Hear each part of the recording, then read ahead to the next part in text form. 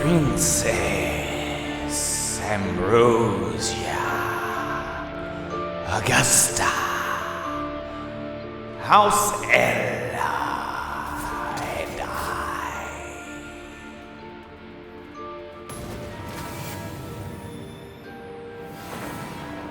Of course, such a lovely and talented princess was admired by the people of the Hedai. But an incredible infatuation and jealousy grew from the opposing vast canyons of the realm. The people of El, whom had never been permitted to witness Ambrosia's remarkable beauty in person, and whom were constantly tormented with tales of how Ambrosia's keepers experimented on her with unfathomable tortures. However, surprisingly, Palatine presented a notice that would please all. A first-hand account of the hailed Princess Ambrosia. She would compete to the death against the prodigies of the Winter Tournament, held once a millennia. The people of Eldridge demanded that Ambrosia and Maravinia be restored to their rightful place, and Ambrosia be removed from the tournament altogether, as they were each originally princesses of Ella. The notice being a simple ploy devised by Palatine. You see, Palatine knew that once the people of Ella witnessed Ambrosia, it would give him an opportunity to increase his reign over a larger territory. King Palatine announced that he would rescind the girls only if Maravinia were to be made queen and take power in Eldridge. King Palatine also made it a point to insult Maravinia's brother Legolas, stating that the bloody king of Eldridge had no children and was an admitted homosexual, sending the kingdom of Eldritch into uproar. There are just some things you don't mention to a king. The pandemic state of El helped Palatine to overthrow the current kingship of Mavinia's brother, having the king's boyfriends dispatched in undesirable ways. However, King Legolas himself, outcast, escaped, fleeing into the nothing. Some say he still resides deep in the forest to this day, deep in the bush. Aeolus's body and the bodies of his family were found hung and quartered, and Harati, who had no husband or children, but was thought to have taken many lovers, was raped repeatedly and placed in the Judas cradle, a torturing device that looked much like a pyramid on a stool. Harati had the pointed end inserted into her vagina, and she was then pressed down onto the device, like so.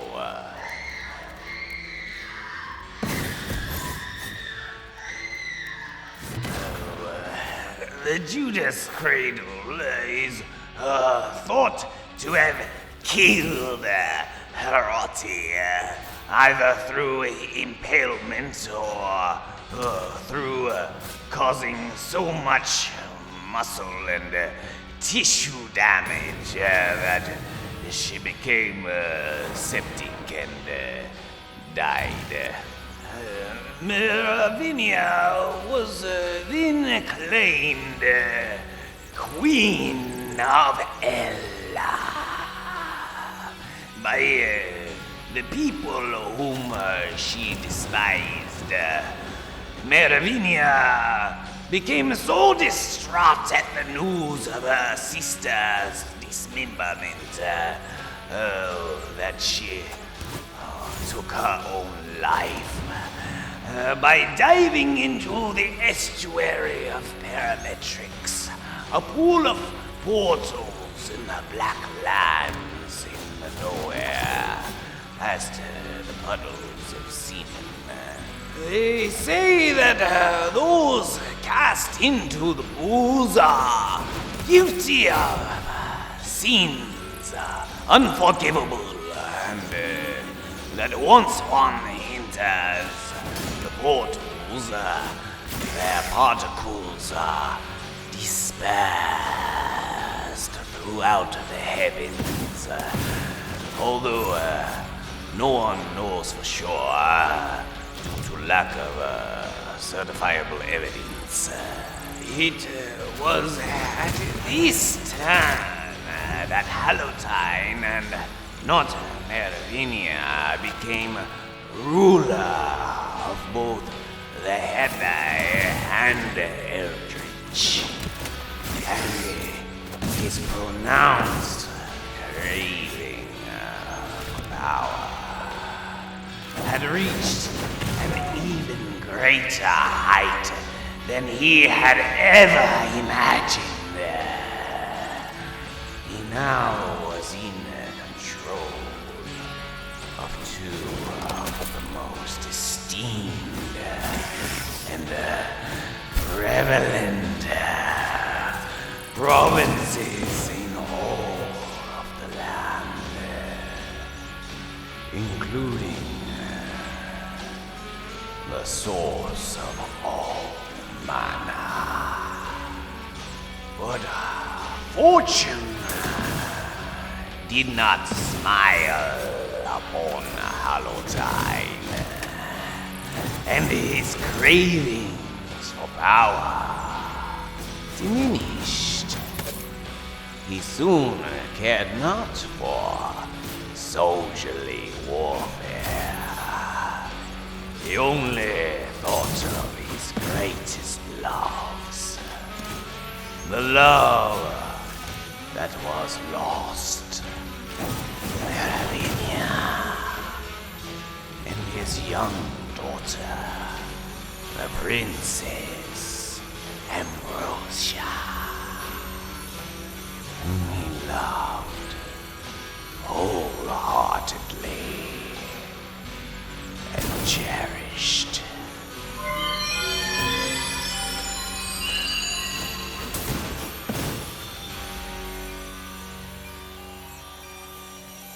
He soon spent all of his time training the princess to wield the rectifier spindle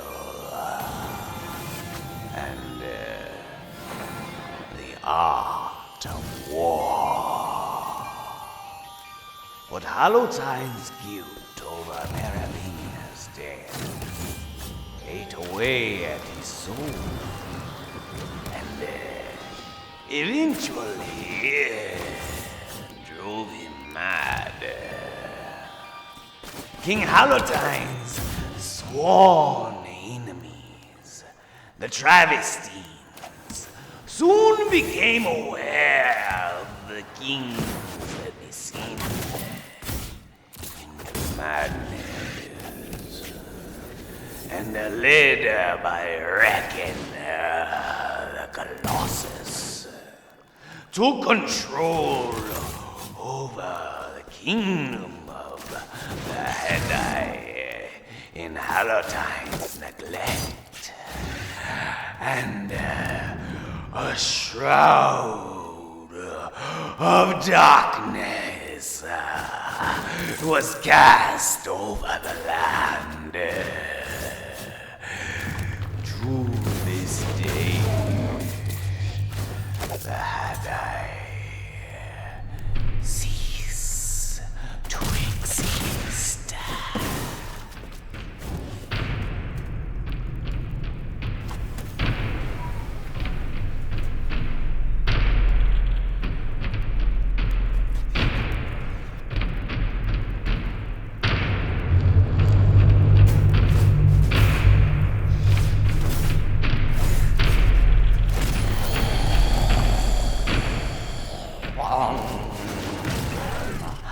Lord Reckon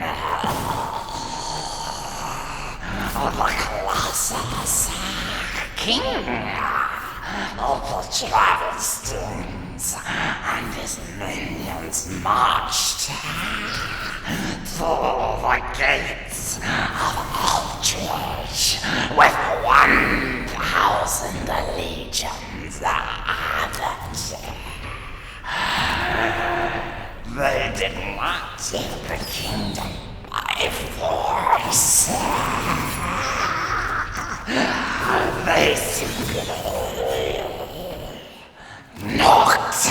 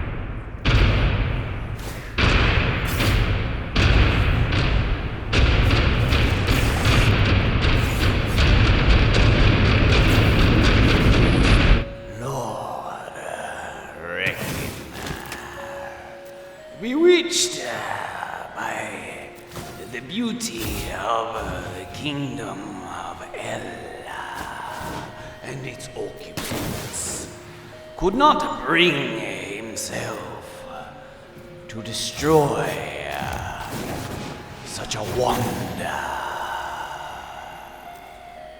He instead proposed a meeting with King Hallowtime. Truth be told, Lord Reckon had no distaste or ill will for the people of Ella. If anything, he admired them.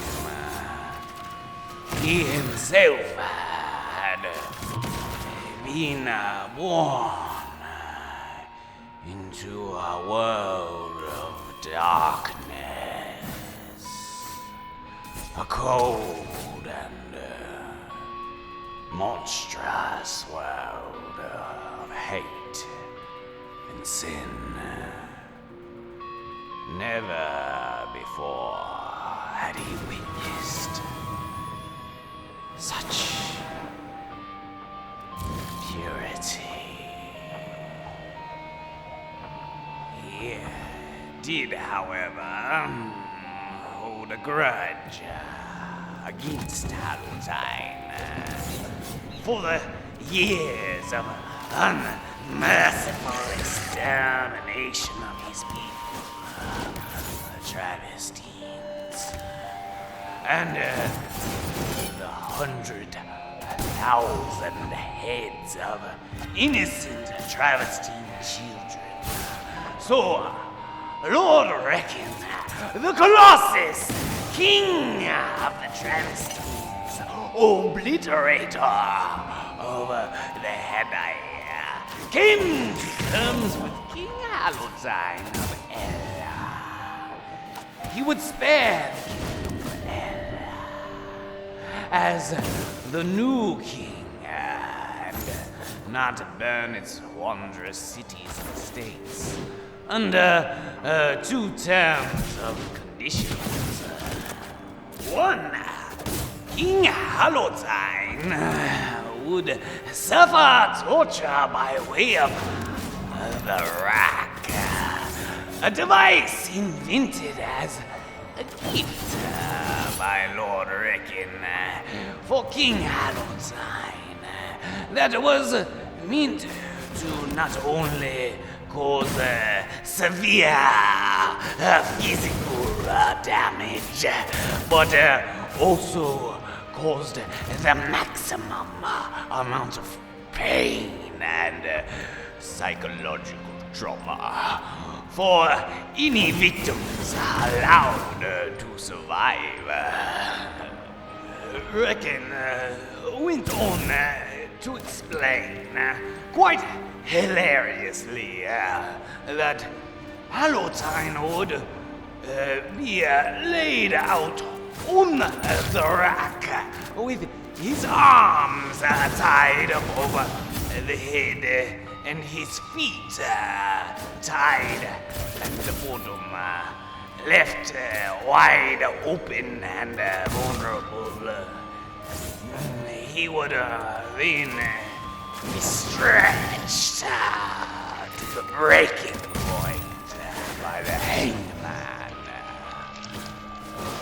Lord King Reckon of Eldridge volunteered to do this job himself.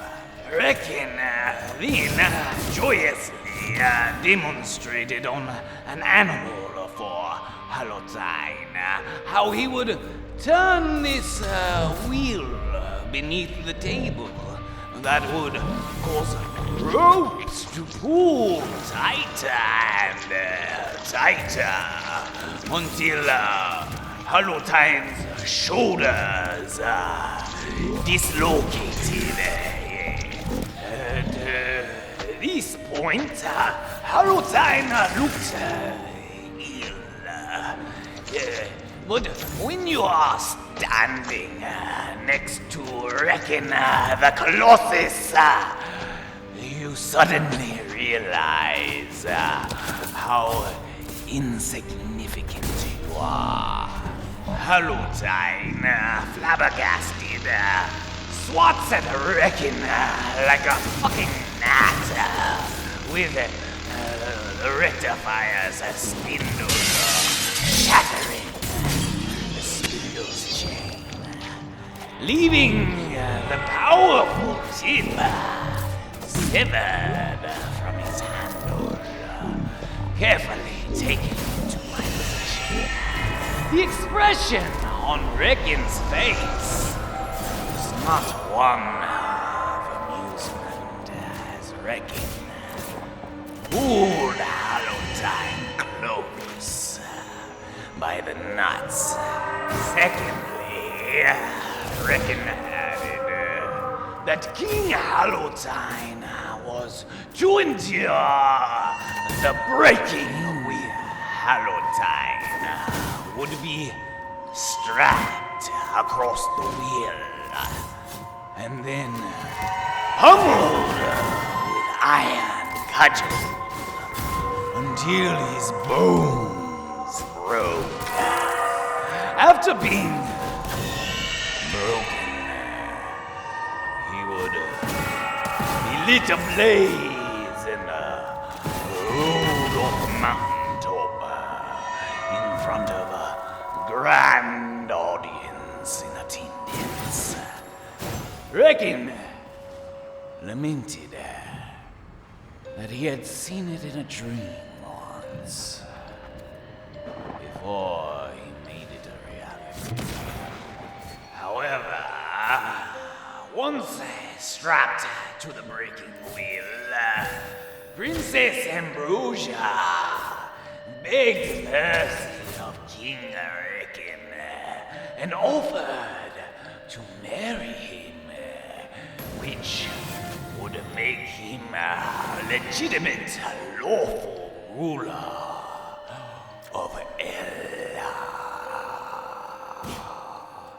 Overcome by this thought and by the fantastical, angelic form of Ambrosia, King Reckon accepted the young princess's offer, stating that I could not bear to see you in tears, Ambrosia of Ella. And so the old Travestine King Reckon and Ambrosia became king and queen of Eldridge, whilst Hallowtime, Crocus, was cast into the deepest, darkest region of Eldridge for the remainder of his life. Reckon, although overcome with joy by his trophy, Ambrosia was not trusting of his new bride, and he had her secured to the throne room in the diamond chamber for the rest of her days while he slept. But by night, she would be summoned to Reckon's crypt.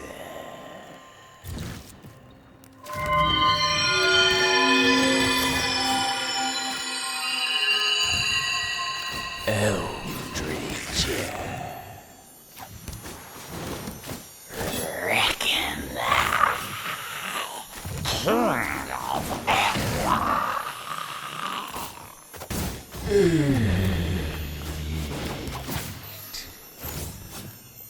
My darling Ambrosia, Queen of Ella. And pleases me to see you prosper. Ambrosia. Home takes up the yielded tray of food. Her expression then changes as she pitches it crashing onto the floor.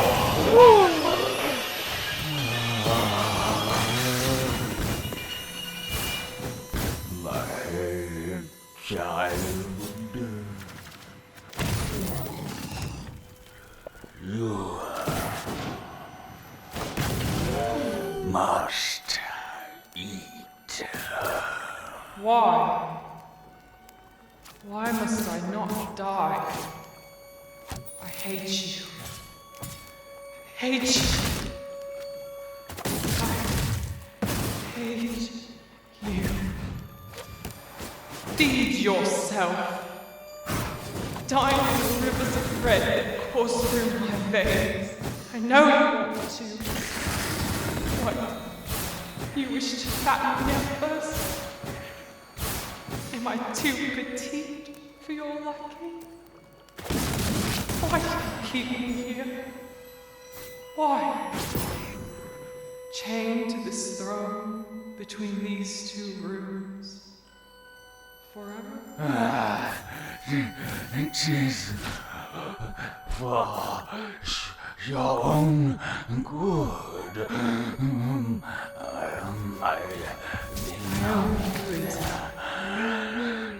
Do you know when the last time it was that I saw the sky? The sun? The moon? The stars? Kill me now and be done with it. I beg of you, please. Please, take me. Drink me in. Make me like you. Do it. I beg of you. Will not. I will not curse you. You know not what you ask of me. Erase your purity. A creature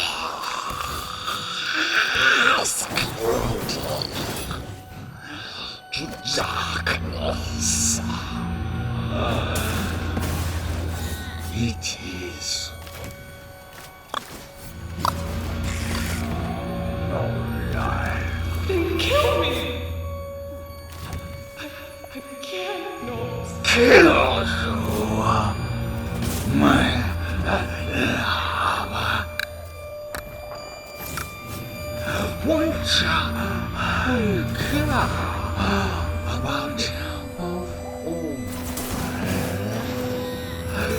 kill you would condemn my fate. Is that what you wish? I will not eat again. Unless I am perhaps unprohibited to see my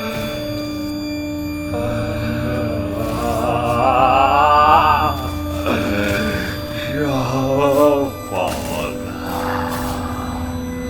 I know the rich.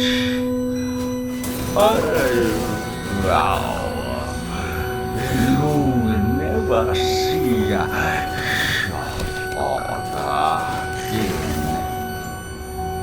He will not see another kind face for the rest of his days. He will wait in my dungeon until he has forgotten. Because I will not eat! I will not live as you see me now! Do you think you cannot control me if I am like you? Like me. Like me. Don't be stupid now. There is no thing like me. Take me! Take me! Take me! You do not know what you ask. Me!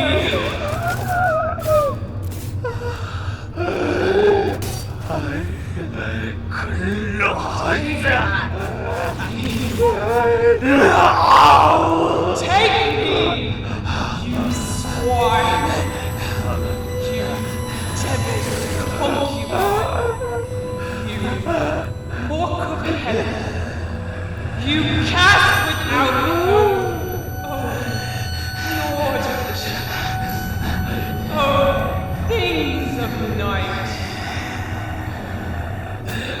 Take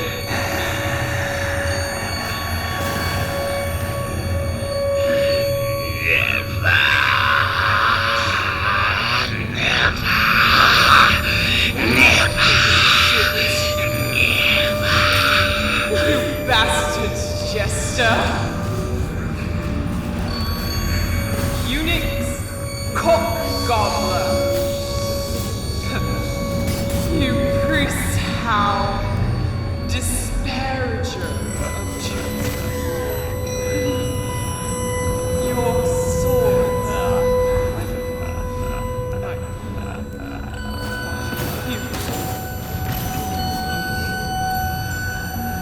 You say you want to make me happy. Yet you want but you do the rest. You change this. Why not me? Why not me? Why not take me? Am I not good enough? Am I not your wife? Take me, you brute! You filth! Harlot's hammer! Make me like the rest! You plague of the night! Demon! Unnatural one! The curtain! The bat! Death's loving embrace! My one last wish! You take me! Nay, drain me! I despise you!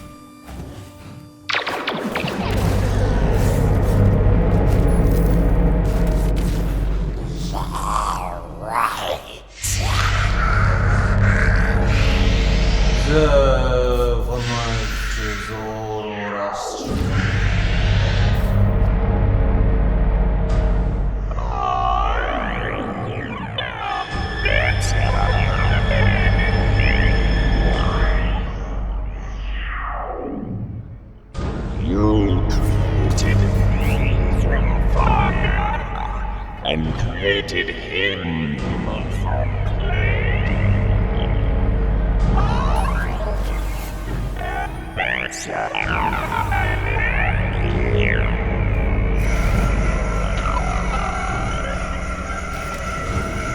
moon is full just before daybreak. Upon an altar, a decorative sword with an emblem of a flame dancing above the blade's hilt. Incense burns like forest fire as holy priests light candles of black wax. Archbishop A powerful electric blue beam begins to hover over Bishop Degaio. It fills him with a blue light as he invokes the powers of evil. A blue light infuses the sword. Degaio takes a magnet and begins stroking the blade from the hilt to the tip. In one direction, Both sides of the blade. the blue light grows stronger and stronger. The sword shines blue with light. Degaio passes the sword through the smoke and the incense while reciting the words. The same blue light infuses and surrounds the chalice with light. Degaio passes the chalice through the incense smoke.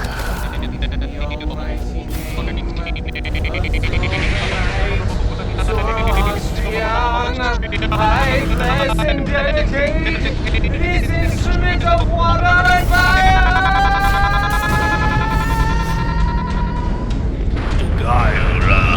Athena takes the thurible and bellows smoke over the sword as a priest wields the instrument from a kneeling position. The sword begins to glow bright red and ignites with flame, burning the hands of the priest severely, who cries out and drops the sword into a bed of coals. Degaio and the priest look to one another as the sword stands on end with the tip of the blade down. The sword handle reads Jin's blade. A priest. Jin's blade. After reading the words, the priest is incinerated. This Jin claims his first sacrifice as the first soul to take ownership of the blade is instantly condemned to eternal damnation and hoisted high to the side of Zoroaster.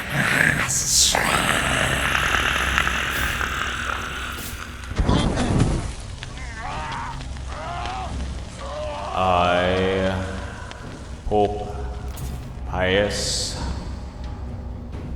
by the powers of the pentagram, the Baphomet, make it so, consecrate this tool by the third Enochian key. Thanks be to him for consecrating this instrument by the powers, holy powers of damnation.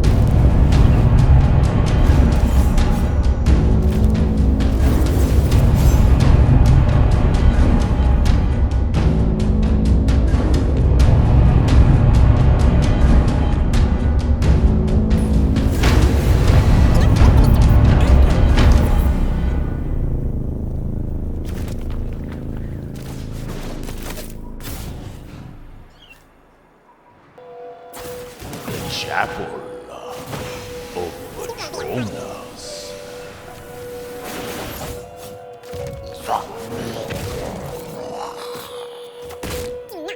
Deep beyond the twilight, in the Gleaner's private chambers, Archbishop Guile sits perched across from a small girl, prim and a boy, Charlie, also known as Odin, and only briefly as Absinthe Ramathorn.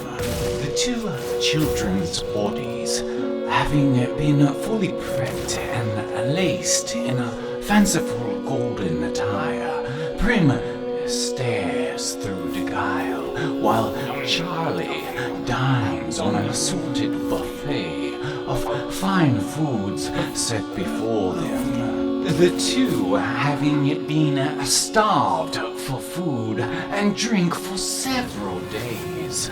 Charlie takes huge gulps of wine from an elaborate chalice.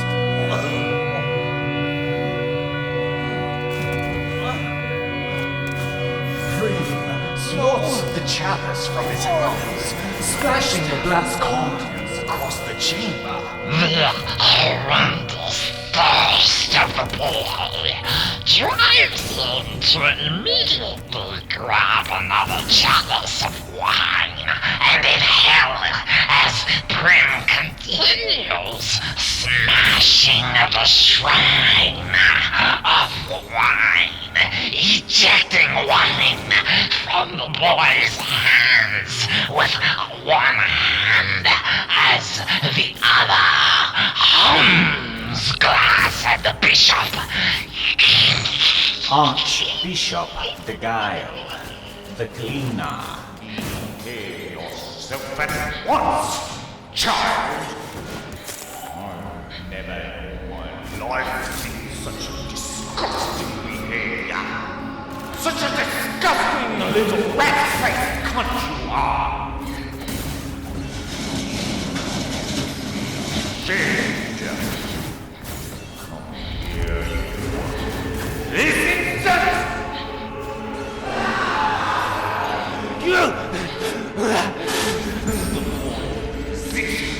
The worse it would be.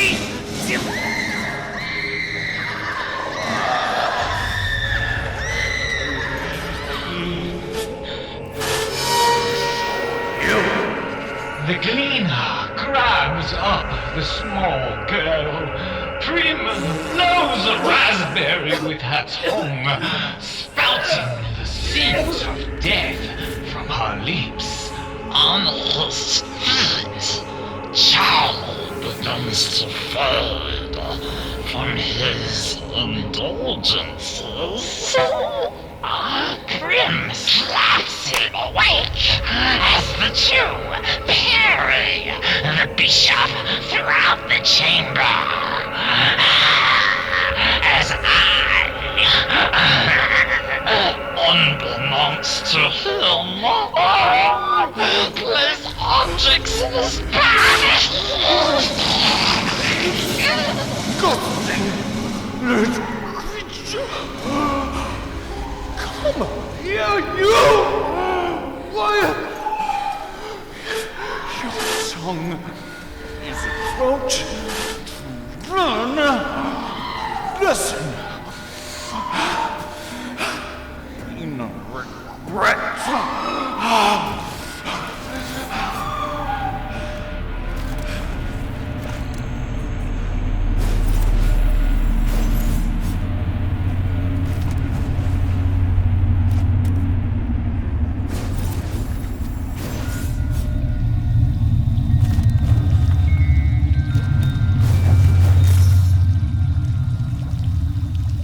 At the fountain of Eternia.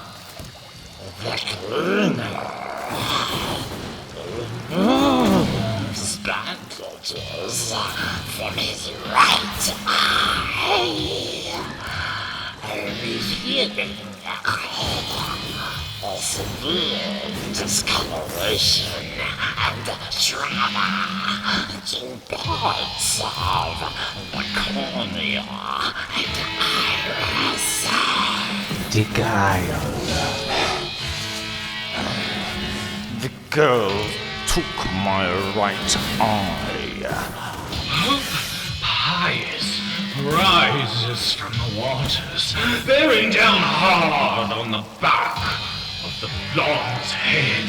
While holding her under, she struggles until limp as Pious comes, spasming, stepping out of the fountain. Pious releases the embrace over the blonde, and she drapes lifelessly over the fountain wall as the drool of white bleeds from her lips. Then her Jew hacks off the arm of the Greek. Either that would happen to your eye looks ghastly. See, it looks rather a mess. Are you sure you're alright? I'm sure you made the girl pay infinitely for her insolence. Watch! Watch! Yes! Stab her again! Splendid, Your Grace. Yeah, Victoria!